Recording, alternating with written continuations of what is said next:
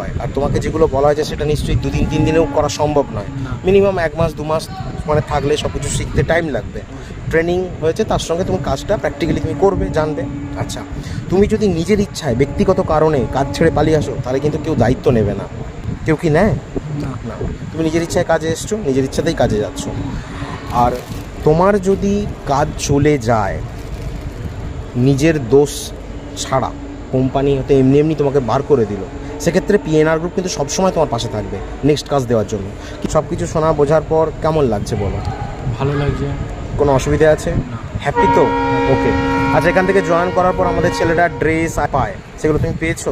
কী কী পেয়েছো একটু দেখাও।